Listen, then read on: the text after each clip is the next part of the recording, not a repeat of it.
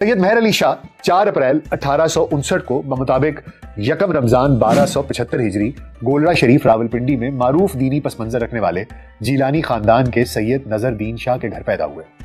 حضور نبی کریم صلی اللہ علیہ وآلہ وسلم آپ رحمۃ اللہ علیہ کے خواب میں تشریف لائے اور فرمایا، مہر علی، ہندوستان میں مرزا قادیانی میری حدیث کو تعویل کی قینچی سے ٹکڑے ٹکڑے کر رہا ہے اور تم خاموش بیٹھے ہو۔ واپس جاؤ اور اس فتنے کا سدباب کرو۔ آپ رحمۃ اللہ علیہ اپنے آقا نبی کریم صلی اللہ علیہ وآلہ وسلم کے حکم پر فتنہ قادیانیت کی سرکوبی کے لیے واپس ہندوستان تشریف لے آئے۔ حضرت پیر مہر علی شاہ کے تحریر و تقریری جہاد پر مرزا قادیانی ایسا حواس باختہ ہوا کہ آپ کو بادشاہی مسجد لاہور میں تحریری مناظرے کا چیلنج کر دیا۔ پیر مہر علی شاہ رحمۃ اللہ علیہ انہوں نے جواباً فرمایا کہ ممکن ہے اس طرح مناظرہ میں فیصلہ نہ ہو سکے، کیونکہ علمی، فکری اور دینی اعتبار سے وہ اپنی کتب میں اور اپنے بعضوں میں اس کے تمام جو کلیمز تھے اس کا جواب دے چکے تھے۔ لہٰذا انہوں نے کہا کہ ایک کاغذ پر قلم تم رکھ دو اور ایک کاغذ پر قلم میں رکھ دیتا ہوں۔ جس کا قلم خود بخود لکھنا شروع کر دے وہ سچا، اور جس کا قلم پڑا رہے وہ جھوٹا۔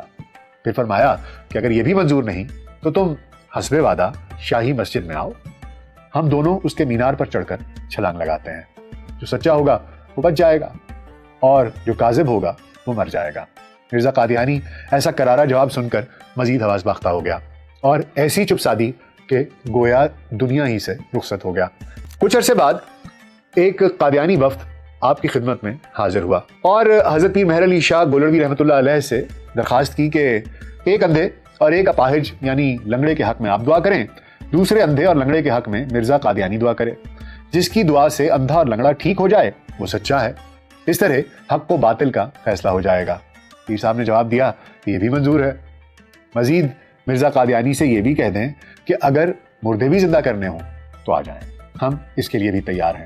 لیکن مرزا قادیانی کو پیر صاحب کے سامنے آنے کی ہمت نہ پڑی، اور اس کے بعد حضرت پیر مہر علی شاہ نے اپنے اس دعوے کو اس طریقے سے بیان کیا کہ دراصل یہ دعویٰ میں نے آج خود نہیں کیا تھا، بلکہ عالم مکاشفہ میں حضور نبی کریم صلی اللہ علیہ وآلہ وسلم کے جمال باکمال سے میرا دل اس قدر قوی اور مضبوط ہو گیا تھا کہ مجھے یقین کامل تھا کہ اگر اس سے بھی کوئی بڑا دعویٰ کرتا تو اللہ سبحانہ تعالیٰ ایک جھوٹے مدعی نبوت کے خلاف ضرور مجھے سچا ثابت کرتے ہیں۔ قادیانی فتنے کا رد کرنے والی اپنی معروف تصنیف سیف چشتیائی کے علاوہ بھی آپ رحمۃ اللہ علیہ نے کئی کتب تحریر فرمائیں، جن میں تحقیق حق فی کلمت الحق، شمس الہدایہ، الفتوحات الصمدیہ، فتاوی مہریہ، مکتوبات طیبات اور ملفوظات مہر علی شاہ شامل ہیں۔